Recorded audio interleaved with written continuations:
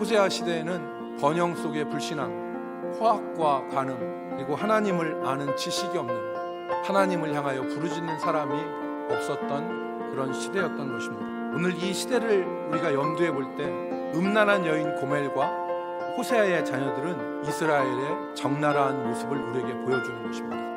음란한 고멜은 자기 남편에게 신실하지 못했습니다. 이스라엘은 하나님의 말씀을 버리고 우상 숭배를 자행하면서도 자신들은 하나님의 백성, 하나님의 신부라고 생각하면서 살았던 것입니다. 온갖 부정과 포악에도 불구하고 자신들은 하나님의 의로운 백성이라고 자부하면서 살았던 것입니다. 그런데 호세아는 이스라엘에게 정확한 현실을 깨닫게 합니다. 너희는 음란한 여인, 부정한 여인이다. 그리고 태어난 자식들의 이름에서 또다시 현실을 확인했습니다. 호세아는 자신의 딸의 이름을 롤루하마라 그랬는데 긍휼을 받지 못하는 자라는 뜻입니다. 그리고 아들의 이름을 로암미라고 얘기했는데 이는 내 백성이 아니다 라는 뜻입니다. 지금 이스라엘 우리는 부정한 여인이고 우리의 형편에서 하나님의 은혜를, 하나님의 긍휼을 기대할 수 없고 우리는 지금 하나님의 백성이 아니다. 선지자는 백성의 현실을 깨닫게 하는 것이죠. 오늘 우리가 이 말씀을 통해서 생각해 볼 것이 있습니다.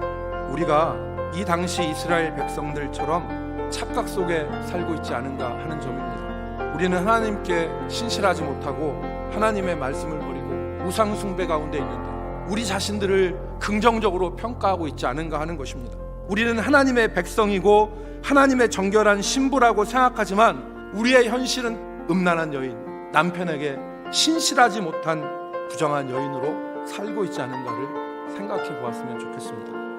하나님은 호세아에게 음란한 여인을 데리고 와서 아내로 삼는데 그 여인이 다른 남자의 품에 있을 때도 돈을 가져가서 그 여인을 데리고 와서 아내로 살게 하고 다시 그러지 말라고 좋은 말로 타이릅니다. 하나님의 사랑이죠.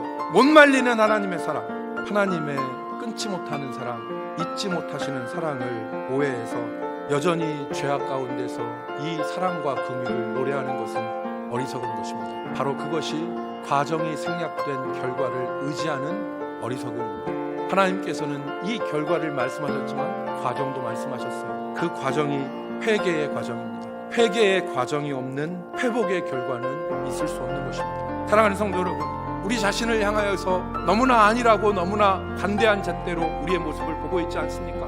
여전히 죄악 가운데서 여전히 악한 자리에서 하나님의 회복과 하나님의 은혜를 노래하면서 하나님이 그래도 나를 보아주실 거야, 나에게 은혜를 주실 거야 라고 하는 안일한 모습으로 하나님을 바라보고 있지 않습니까? 과정이 생략된 결과를 의지하는 사람은 어리석은 사람입니다.